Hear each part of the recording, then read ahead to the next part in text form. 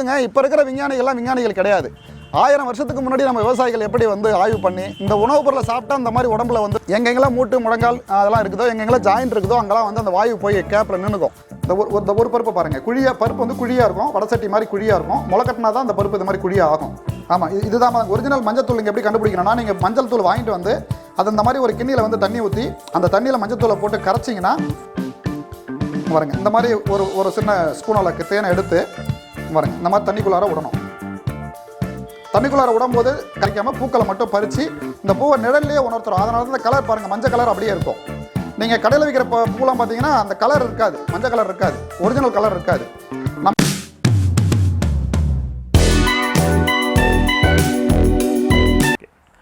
அனைவருக்கும் வணக்கம். Welcome back to Logamlai YouTube channel. Logamlai குடும்பம் அனைவருக்கும் லோகேஷன் பணியான வணக்கங்கள். இன்றைக்கி நம்ம அன்றாடம் வாழ்க்கையில் நம்ம என்ன பண்ணுறோம், பருப்பு யூஸ் பண்ணுறோம். பருப்பு இல்லாமல் எந்த சமையல் கிடையாது. அது முக்கியமாக துவரம்பருப்பு, பட்டாணி பருப்பு. அந்த துவரம்பருப்பு பார்த்திங்கன்னா நம்ம மேக்ஸிமம் நம்ம அந்த காலத்தில் பார்த்திங்கன்னா மண்கட்டின துவரம்புன்னு சொல்லுவாங்க. நம்ம தாத்தா பாட்டுக்கு தெரியும், இப்போ இருக்க ஜென்ரேஷன் யாருக்கு தெரிய மாட்டேங்குது. அந்த மண்கட்டின துவரம்பருப்பில் சத்து அதிகமாக இருக்கிறது பார்த்திங்கன்னா நம்ம நாட்டு துவரம்பு மட்டுமே தான். அந்த நாட்டு துவரம்பருப்பு எப்படி மண்கட்டி பண்ணுறாங்க, எப்படி வேலை விஷயம் பண்ணுறாங்கன்னு சொல்லி விவசாய சந்தை வந்திருக்கோம். அந்த விவசாய நாட்டு துவரம்பருப்பு, பட்டாணி பருப்பு, பாசி பயிறு, அப்புறம் தேன், மஞ்சள் எல்லாமே பண்ணுறாங்க. வாங்க வீடியோக்குள்ள போகலாம். வணக்கம், நான் என்னுடைய பெயர் மணிகண்டனுங்க. நான் கடலூர் மாவட்டம் வேப்பூர்லேருந்து பேசுகிறேங்க.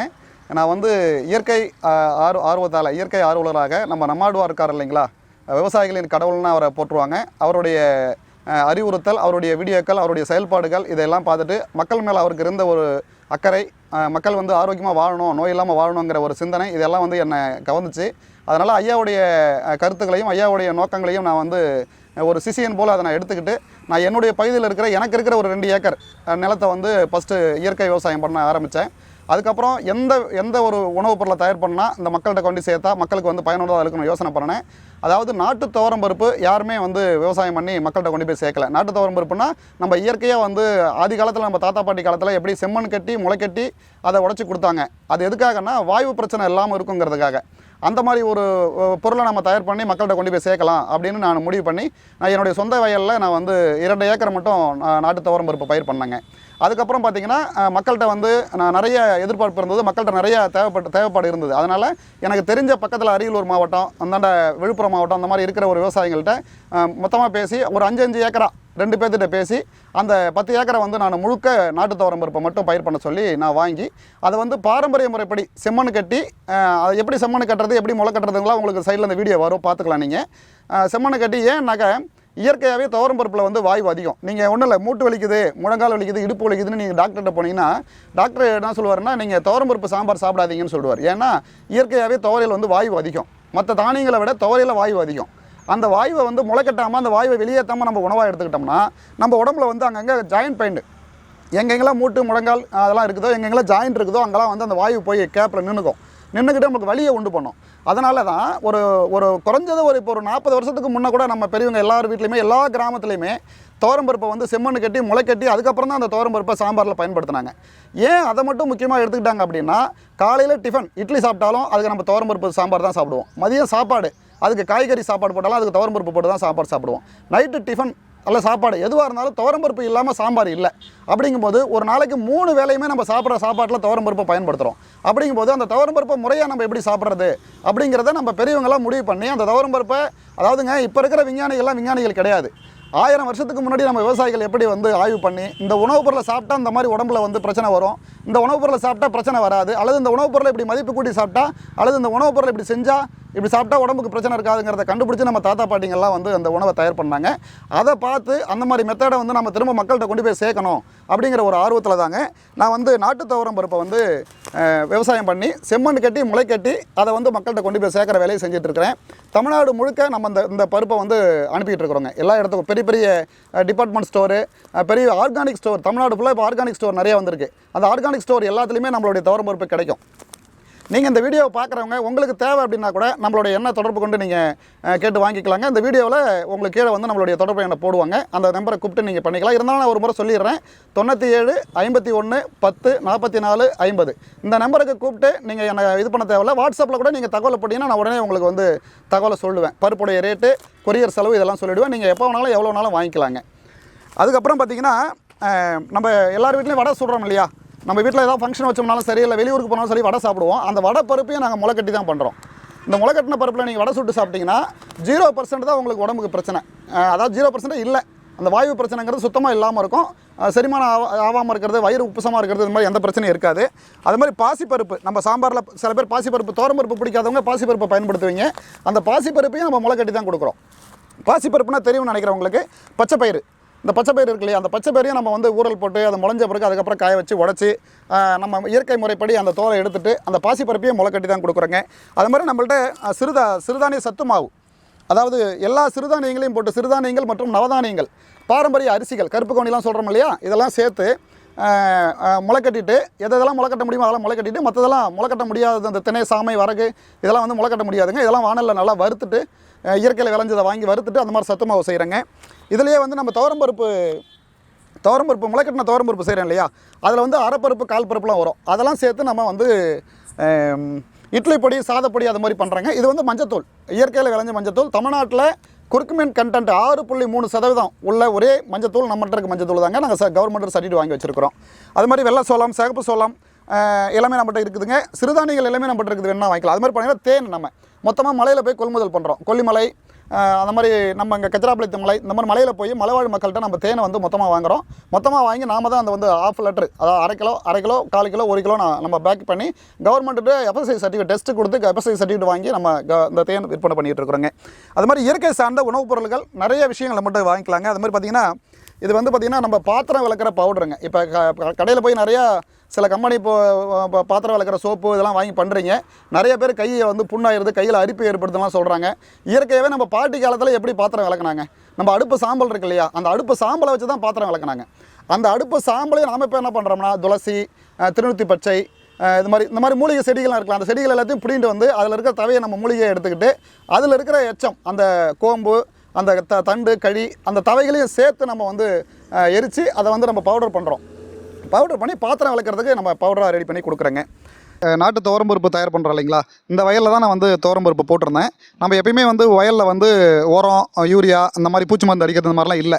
அந்த வயலில் என்ன செடி முளைஞ்சாலும் கீழே பாருங்கள், எல்லாம் களைகள் நிறையா முளைஞ்சிருக்குதா, பூரா களைகள் கிடக்குதா, எந்த களைகளை நான் எடுக்க மாட்டேன். அது மாதிரி அறுவடை முடிஞ்ச பிறகு இதை அப்படியே விட்டுருவேன். இது அப்படியே காஞ்சி மக்கி இந்த காட்டுக்கு உரவாகும். சில பேர் என்ன பண்ணுவாங்க, இதெல்லாம் உழவு ஓட்டிடுவாங்க அல்லது இதை செடியெல்லாம் வந்து அடித்து கொளுத்திடுவாங்க. நம்ம அந்த மாதிரி செய்கிறது இல்லைங்க. இந்த நிலத்தை வந்து பண்படுத்தணும், நிலம் வந்து நல்லா இருக்கணுங்கிறதுக்காக இந்த கில்லு களைகள் எல்லாத்தையுமே அப்படியே போட்டு நம்ம எருவா அந்த பூமியில் போட்டுருவோங்க.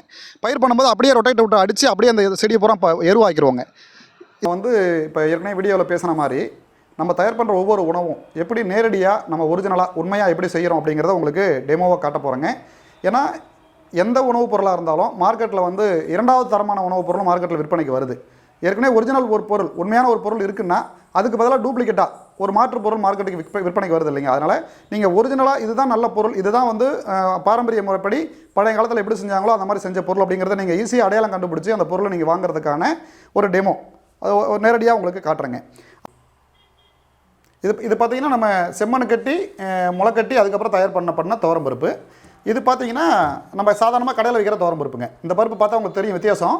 இது கடையில் விற்கிற சாதாரண துவரம்பருப்பு, இது நம்ம செம்மண் கட்டி முளைக்கட்டி தயார் பண்ணுற துவரம்பருப்பு. ரெண்டுக்கு என்ன வித்தியாசம்னா, இது வந்து இதனுடைய ஆயுள் காலம் வந்து அந்த பயிர் வைக்கிற ஆயுள் காலம் வந்து இது ஒரு 3 மாதம் 3.5 மாதம் தான். இது வந்து 6 மாதம். நம்ம ஆடி மாதம் விதைச்சு தை மாதம் அறுவடை பண்ணுறது. இது முளைக்கட்டின பருப்பு அப்படிங்கிறது நீங்கள் எப்படி தெரிஞ்சுக்கலாம்னா, அந்த பருப்பு பார்த்திங்கன்னா குழியாக இருக்கும். இந்த ஒரு பருப்பு பாருங்கள், பருப்பு வந்து குழியாக இருக்கும், வடசட்டி மாதிரி குழியாக இருக்கும். முளைக்கட்டினா தான் அந்த பருப்பு இந்த மாதிரி குழியாக ஆகும். முளைக்கட்டலைன்னா இந்த மாதிரி பருப்பு பிளாட்டாக இருக்கும். இந்த பருப்பு பாருங்கள் எல்லாமே பிளாட்டாக இருக்கும். இந்த பருப்பில் குழியே இருக்காது. இது சாதாரண பருப்பு, இது முளைக்கட்டின பருப்பு. ஒவ்வொரு பருப்புலையும் குழியாக நம்ம வடை சுடுற சட்டி மாதிரி இருக்கும் அந்த பருப்பு. அதுதான் ஒரிஜினல் பருப்புக்கும் டூப்ளிகேட் பருப்பு வித்தியாசம்.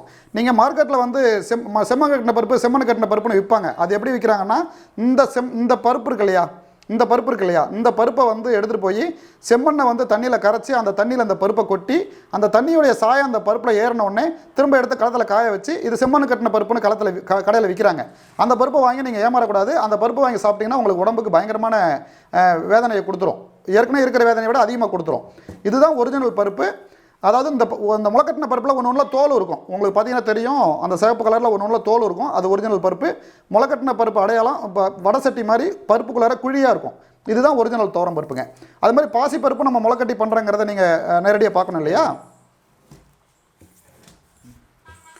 அது மாதிரி பாசிப்பருப்பும் நீங்கள் முளைக்கட்டின பாசிப்பருப்பான்னு நீங்கள் பார்க்கணும் இல்லையா? அங்கே பாருங்கள், இதுதான் பாசிப்பருப்பு. பாசிப்பருப்புன்னு இது மாதிரி முளைக்கட்டிட்டோம்னா அந்த பருப்பு வந்து குழி குழியாக இருக்கும்.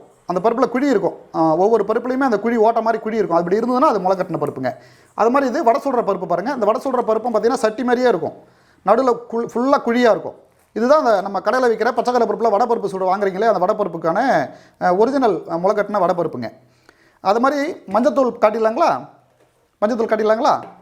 மஞ்சத்தூள் நீங்கள் கடையில் வாங்குறீங்க இல்லையா? பாருங்கள், இது வந்து நம்ம இயற்கை மஞ்சத்தூள். குறுக்குமீன் கண்டென்ட் வந்து 6.3% இருக்குது. நமக்கு அரசாங்க சர்டிஃபிகேட் கொடுத்துருக்குது. இந்த மஞ்சத்தூளுங்க தண்ணியில் போட்டிங்கன்னா, தண்ணியில் போட்டு கரைச்சிங்கன்னா ஃபுல்லாக எல்லாமே வந்து தண்ணியில் கரைஞ்சிரும். ஆமாம், இதுதான் ஒரிஜினல் மஞ்சத்தூள். நீங்கள் எப்படி கண்டுபிடிக்கணும்னா, நீங்கள் மஞ்சள் தூள் வாங்கிட்டு வந்து அது இந்த மாதிரி ஒரு கிண்ணியில் வந்து தண்ணி ஊற்றி அந்த தண்ணியில் மஞ்சத்தூளை போட்டு கரைச்சிங்கன்னா ஃபுல்லாக தண்ணியில் கரைஞ்சிடணும். அப்படி கரைஞ்சிருச்சுன்னா அது ஒரிஜினல் மஞ்சத்தூள். பாருங்கள், இது உள்ளே எதுவுமே இருக்காது. கிண்ணி தெரியுதுங்களா? கிண்ணியில் எதுவுமே இருக்காது. இது ஒரிஜினல் மஞ்சத்தூள். இதே நீங்கள் கடையில் ஒரு மஞ்சத்தூள் வாங்கிட்டு வந்து அதை ஒரு கிண்ணியில் போட்டு தண்ணி ஊற்றி கரைச்சிங்கன்னா மஞ்சள் மட்டும் மேலே மிதங்கிறோம். அடியில் பார்த்தீங்கன்னா ரேஷன் அரிசியை கலந்து மஞ்சத்தூள் இப்போ தயார் பண்ணுறாங்க. அந்த மஞ்சத்தூள் வெயிட் வரணுங்கிறதுக்காக. அடியில் பார்த்தீங்கன்னா அந்த ரேஷன் அரிசியோட மாவு அடியில் தங்கும். இதுதான் வந்து உங்களுக்கு நீங்கள் ஒரிஜினல் மஞ்சளுக்கும் டூப்ளிகேட் மஞ்சளுக்கும் நீங்கள் கண்டுபிடிக்கிறதுக்கான ஒரு உதாரணங்க. அடுத்தது பார்த்தீங்கன்னா நம்ம தேன், நம்ம மலைத்தேன் வந்து மலைவாழ் மக்கள்கிட்ட வந்து மலைத்தேன் வாங்கிட்டு வந்து நம்ம கொடுக்குறோங்க. இந்த தேன் பாருங்கள், இது ஒன்றிலே கண்ணாடி கிளாஸில் தண்ணி வச்சுருக்கிறேன். நீங்கள் ஒரிஜினல் தேன் அப்படிங்கிறத கண்டுபிடிக்கணும்னா நீங்கள் வாங்கின தேனை எடுத்து பாருங்க, இந்த மாதிரி ஒரு சின்ன ஸ்பூன் அளவுக்கு தேனை எடுத்து பாருங்க, இந்த மாதிரி தண்ணிக்குள்ளார விடணும். தண்ணிக்குள்ளார விடும்போது கரையாமல் தேன் உள்ளே போய் அடியில் படிஞ்சதுன்னா அது ஒரிஜினல் தேனுங்க. விடும்போதே தண்ணியில் கரைஞ்சதுன்னா அது டூப்ளிகேட் தேனுங்க. அது மாதிரி இந்த தேன் நீங்கள் இந்த மாதிரி கண்ணாடியில் தண்ணியை வச்சு இந்த தண்ணியில் தேனை விட்ட பிறகு திரும்ப எடுத்து நீங்கள் பார்க்கணும். அடியில் இந்த தேன் வந்து அடியில் படிஞ்சிருக்கும். தெரியுதுங்களாண்ணா கேமராவில்? தேன் போய் அடியில் போய் உட்காந்துரும். ஏன்னா தண்ணியோடைய டென்சிட்டியும் தேனுடைய டென்சிட்டியும் வேறு. தேனுடைய டென்சிட்டி வந்து வெயிட் கூட. அதனால் அது தண்ணியில் போட்டோன்னே நேராக போய் உள்ள அடியில் உட்காந்துரும். இதே வந்து டூப்ளிகேட் தேனாக இருந்தால் அது வந்து அந்த தண்ணியிலே கரைஞ்சிரும் தேன். இப்போ நம்ம ஒரிஜினல் தேன் உள்ளே போய் தேன் அடியில் படிஞ்சிருச்சு. இதுதாங்கய்யா. வணக்கங்க. இப்போ இது பாருங்கள், நம்ம வந்து ஆவாரம் பூ நம்ம கிராமத்தில் பார்த்தீங்கன்னா ரோட்டு ஓரத்துலையும் சரி இல்லை காடுகள்லையும் சரி இந்த மாதிரி ஆவாரம் பூ வந்து நிறைய பூத்திருக்கும். நம்ம சித்தர்கள் சொல்லியிருக்கிறாங்க, ஆவாரை பூத்திருக்க நோவாரை கண்டதுண்டோ, சாவாரை கண்டதுன்னு இல்லை, நோவாரை கண்டதுண்டோ அப்படின்னு அந்த பாட்டில் எழுதியிருக்கிறாங்க. இந்த ஆவாரப்பூ வந்து நாங்கள் எங்கள் கிராமத்தில் எல்லா இடத்துலையும் எங்கள் கிராமத்தில் கிடைக்குது. நாங்கள் கிராமத்தில் இருக்கிற மக்கள், ஏழை மக்கள் வேலைக்கு வராங்க இல்லையா, அந்த மக்களை அழைச்சிட்டு போய் நாங்கள் ஒவ்வொரு ஆவாரம் செடியாக இந்த பூக்களை மட்டும் பறிக்கிறோம். செடியெல்லாம் பறிக்காமல் பூக்களை மட்டும் பறித்து இந்த பூவை நிழல்லையே உணர்த்துறோம். அதனால தான் இந்த கலர் பாருங்கள், மஞ்சள் கலர் அப்படியே இருக்கும். நீங்கள் கடையில் விற்கிற பூலாம் பார்த்தீங்கன்னா அந்த கலர் இருக்காது, மஞ்சள் கலர் இருக்காது, ஒரிஜினல் கலர் இருக்காது. நம்ம நிழலையே உணர்த்தி இந்த ஆவாரம் பூவை வந்து நம்ம இட்லி பொடி, சாதப்பொடி, அது மாதிரி சக்கரை நோய்க்கு தேவையான மருந்து இந்த மாதிரி தயார் பண்ணுறதுக்கு இந்த ஆவாரம் பூவை நம்ம தயார் பண்ணி கொடுக்குறோம். இந்த ஆவாரம் பூ தேவைங்கிறவங்களுக்கு நம்ம மொத்தமாகவும் கொடுக்குறோம். ஒரு 10 கிலோ 20 கிலோ யாராவது கேட்டாங்கன்னா மொத்தமாக வந்து ஆவாரம் பூவை நம்ம கொடுக்குறோம். ஆவாரம் பூ மட்டும்தான் இருக்கும். இதில் பாருங்கள், வேறு எதுவும் கலப்படம் இருக்காது, கோம்பு தழை அதெல்லாம் இருக்காது, வேறு ஆவாரம் பூ மட்டும்தான் இருக்கும். இந்த ஆவாரம் பூ மனிதர்களுக்கு பல நோய்களை சரி பண்ணுதுங்க. சக்கரை நோயிலிருந்து, பிபியிலிருந்து பல விதமான நோய்களை சரி பண்ணுது. ஆரோக்கியமாக இருக்கிறவங்க இந்த ஆவாரம் பூவை தொடர்ந்து நம்ம ஆவாரம் பூ டீ சாப்பிட்றீங்க இல்லையா, அந்த மாதிரி ஆவாரம் பூ இந்த பவுடர் பண்ணி வச்சு டீயில் போட்டு சாப்பிட்டீங்கன்னா உங்கள் உடம்பை வந்து தங்கம் போல மின்னும். இந்த ஆவாரம் பூவை வந்து தங்க புஷ்பம்னு சித்தர்கள் சொல்லியிருக்கிறாங்க. அந்த மஞ்சள் கலர் இருக்கு இல்லையா, தங்க மாதிரியே இருக்கும். இதை சாப்பிட்டாலும் நம்ம உடம்பு வந்து தங்க மாதிரி மாறும்னு சொல்லி ஆவாரம் பூ சொல்லியிருக்கிறாங்க. ஆவாரம் பூவை பற்றி நிறைய காணொலிகள் யூடியூப்பில் வந்துருக்குது, பார்த்தீங்கன்னா உங்களுக்கு புரியும். இந்த ஆவாரம் பூ தேவைங்கிறவங்க நம்மள்ட்ட வாங்கிக்கலாங்க. 97 51 10 44 50 நம்மளுடைய தொடர்பு எண். நன்றி. என்ன ஃப்ரெண்ட்ஸ், விரும்புமே பார்த்தீங்களா, ஒரு விவசாயி தான் விளைவிச்ச பொருளை அவரே டெஸ்ட் பண்ணுறார். நிலைமையை பார்த்தீங்களா, மக்கள் எந்த அளவுக்கு இதாக இருக்காங்கன்னு. ஏன்னா வேறு வழி இல்லை. இன்றைக்கி ஐயா சொன்ன மாதிரி தான் மார்க்கெட்டில் 1ஓட 2 தான் வேல்யூ அதிகம். ஸோ ஒன்றா போல லைவாக டெஸ்ட் பண்ணி காட்டியிருக்காங்க. ஸோ நீங்கள் நல்லா இருக்கணும் அப்படின்ற ஒரே காரணத்துக்காக நான் கிராமமாக அலைஞ்சிட்ருக்கேன். ஸோ மறக்காமல் இந்த நாட்டு துவரம்பப்பை வாங்கி சாப்பிட்டு ஆரோக்கியமாக இருங்க. உங்களோட விடவே உங்கள் Lokesh. Tata bye, see you. மறக்காமல் நம்ம லோகம் லைஃப் சேனலை சப்ஸ்கிரைப் பண்ணுங்கள், ஷேர் பண்ணுங்கள், ஃப்ரெண்ட்ஸுக்கும் தெரியப்படுத்துங்க. நன்றி, வணக்கம்.